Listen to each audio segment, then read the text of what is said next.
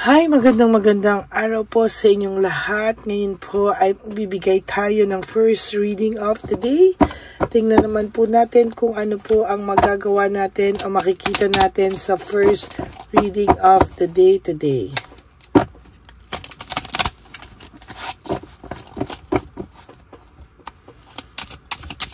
Yan, sana po ay napanood nyo na po yung first, second, and third reading kahapon bago po kayo tumalon dito sa first reading of the day, no? Sa birthday ko po on Tuesday, ako po ay magbibigay sa inyo ng isang magandang regalo on my birthday, no?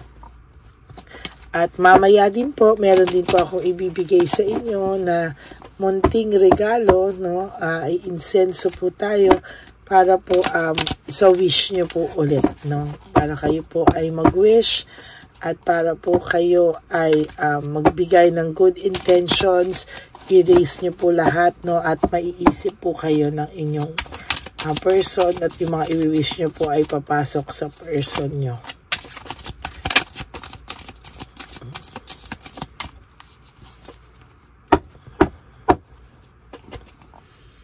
Pili na po tayo ng 10.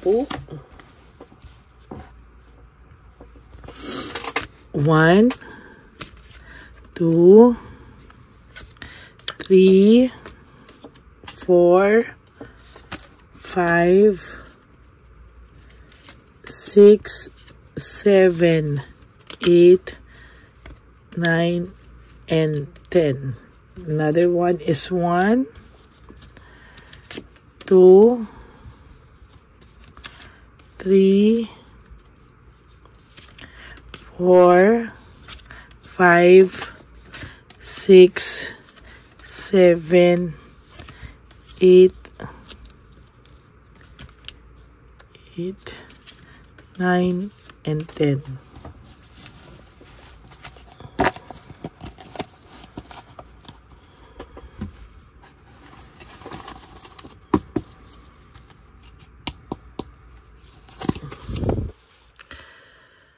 Sa nakikita ko po ay gusto niya pong i-follow yung yung kanyang puso. Akala niya po nag-follow siya sa kanyang puso, naging masaya po siya.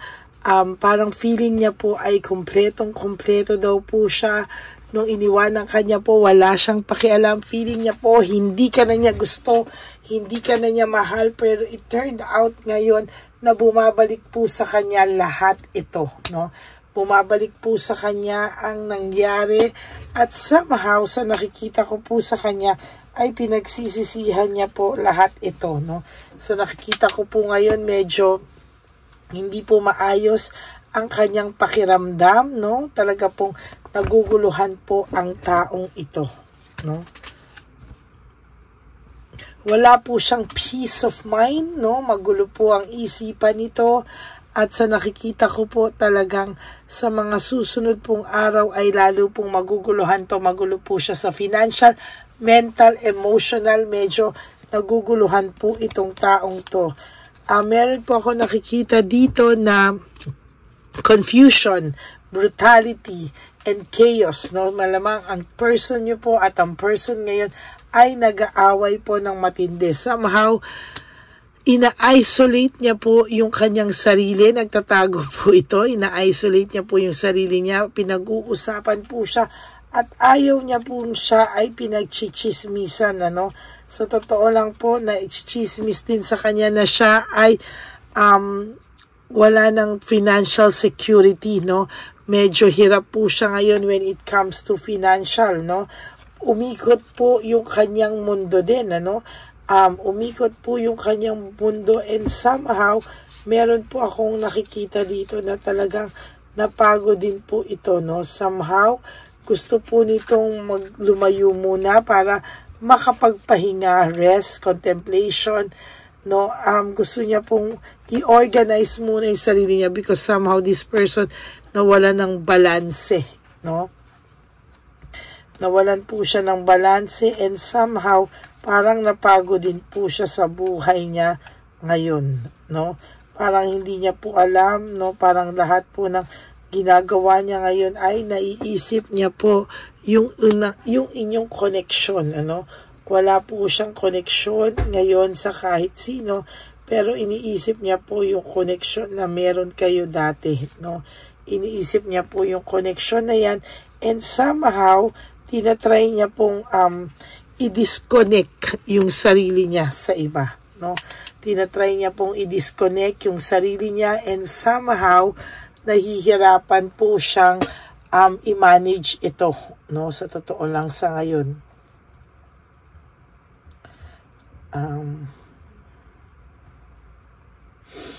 Pinifeel ko po yung energy niya sa ngayon, pinifeel niya muna po yung energy. Pinifeel ko po yung energy niya. Bakit? Medyo mabigat po yung aurang nararamdaman ko, or mabigat po yung energy niya. Sa totoo lang po, no? Hindi niya po inakala na makakaramdam po siya ng kakaibang kamalasan, There's failure and defeat, no? Sa totoo lang po, lagi po itong may failure ngayon. Ang dami po nitong ambisyon, ang dami po nitong gustong gawin, pero it turned out na panay failure at pagkatalo po ang kanyang naiisip sa ngayon, Hindi po siya talaga hindi po siya mawala-wala sa ganitong phase ngayon. Talaga po siya ay nasa magulong phase ngayon. Kung ito po ay upward at hindi in reverse, sana po ay end of phase na lahat ng paghihirap niya. Pero sa nakikita ko po, nagsisimula pa lang po ang paghihirap niya, no? Wala po siyang magawa, lack of initiatives, meaning hindi siya makagawa ng kahit na anong pakiramdam niya ay ikakapanalo niya raw po, no? Lagi po siyang may nararamdamang burnout, overstress, no? Meron po siyang nararamdaman ditong burnout and overstress sa lahat-lahat po ngayon. Ang pakiramdam niya po, no, ay hindi niya po maintindihan. Panay conflict po ang nangyayari sa kanya. Hindi po siya masaya. May conflict, may rivalry, competition. Talaga pong may nakikita ako ditong panay kaguluhan po ang nangyayari sa kanila ng third party nyo, no? Or kung sino man po ito na kanyang kinakasama at kinalantari, no? There is also this difficulties in making decision. Hindi pa po siya makapag decision as of this very moment dahil gulong-gulo po ang buhay niya. There is this tower, no? The tower, talaga pong magulo po ang isipan nito, no? Kahit po mahal ka pa nito, hindi po ito makakalapit sa iyo. Hindi niya po iisiping mahal ka pa niya, no? Talaga pong gagawin niya po ang lahat, magre-reflect po ito tungkol sa buhay niya, no? At iisipin niya po na bakit daw siya nagkakaganyan. So nagre-reflect pa siya sa lagay na yan, And gusto niya rin po ng mamahinga, rest, leaving everything behind, no? Pero hindi niya po magawa-gawang iwanan lahat ng ito, no? Naiisip niya po yung partnership connection nyo, no? Partnership, connection, union. Pero sa totoo lang po, kahit naiisip niya po yan, ang bad lang po ay wala pa po talaga siyang initiative ngayon. Ang bigat ng kanyang baraha. Lagi po siyang nakakaramdam ng hopelessness, trauma. Yan, no? Kasi po, yan, no? Natukso po talaga siya sobra. There is lust, sex, lust. Naku, ayan po, no? Tapos, magkakaroon din po siya ng reward. Sana, pero nawawala po lagi, no? Lagi po meron ng parating na blessing, biglang mauudlot po, no? Nauudlot lahat ng magaganda niyang plano dahil po sa karma ang kinapasukan niya, no? Lagi po siyang nakakarma sa ngayon. Sa totoo lang, hirap na hirap po ito ngayon. At sa totoo lang po, there is this heartbreak, suffering, and grief, no? Talagang sa nakikita ko po dito, ay mahihirapan po itong makarecover. Kasi po, meron po akong nakikita dito na naiisip niya po yung ginawa niya. Broken family, shattered dreams, broken relationship. Siya po ang gumawa niyan. Siya po ang gumawa niyan, and so far, hindi niya po alam kung paano niya po itatama lahat yan ngayon, ano. Ay, minsan po kasi napakasaklap, no, na hindi mo alam paano, no. Ngayon siya nakakaramdam ng sa heartbreak, nakakaramdam ng broken family, shattered dreams, broken pride, broken relationship. Ngayon siya nakakaramdam ng self-pity. Ngayon siya nakakaramdam ng self-pity, ng grief, ng loss. Ngayon pa lang po nagsisink in sa kanya lahat ng mga ginawa niya. Pero siya po ang may kasalanan niyan because hindi niya po alam, no, na ito po ay siya rin ang babalikan, no. Lahat ng kalokohan na ginawa niya sa iyo, kasinungalingan, siya po ang binalikan ng tadhana.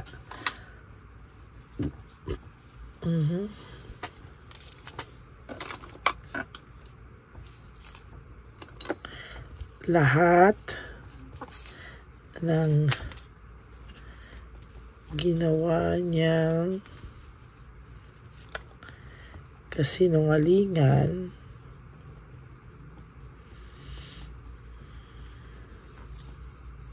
ay sa kanya bumalik.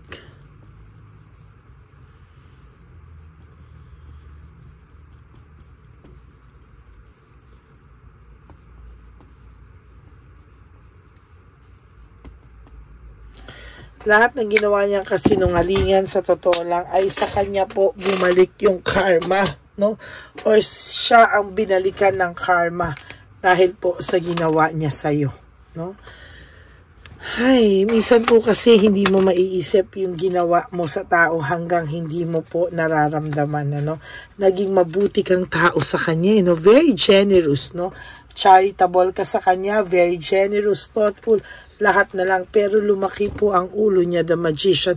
Nagkaroon ng self-confidence, parang iban po niya tinake niya ng literal itong mga nangyayari sa kanya sa totoo lang.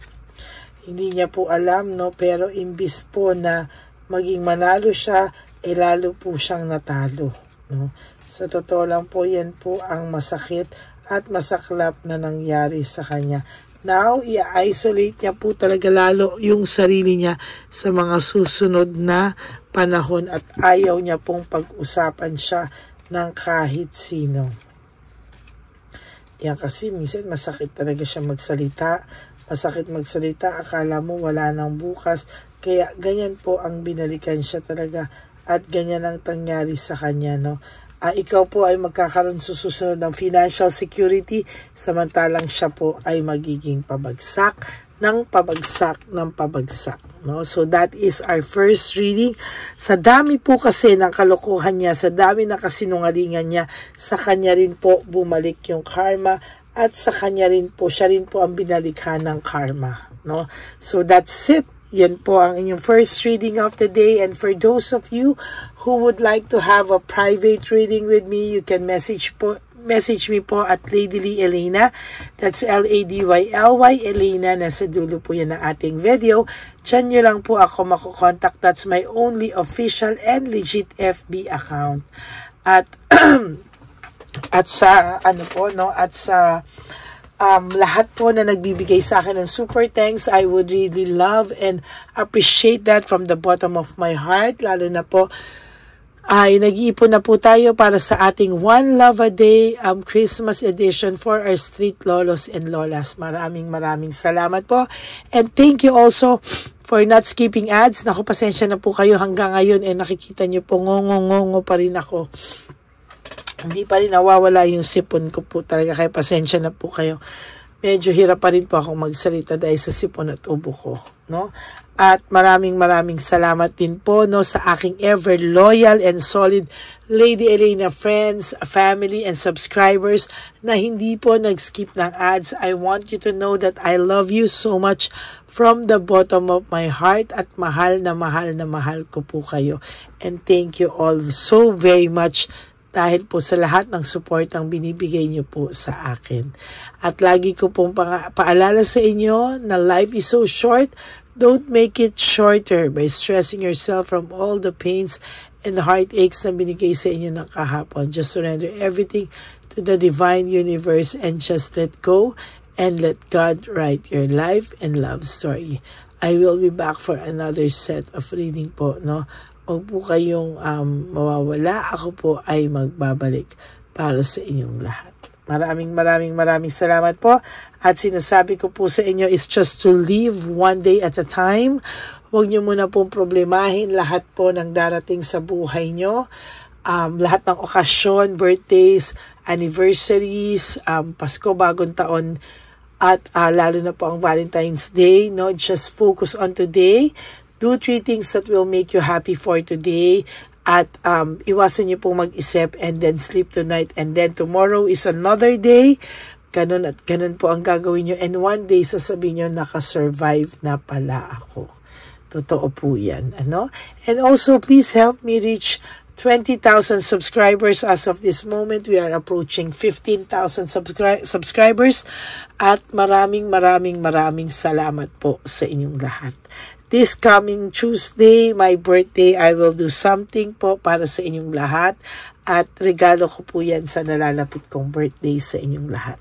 Okay, God bless you all. God bless you all, and I love you all from the bottom of my heart. And I will all see you again on my next reading. I love you. God bless. Bye.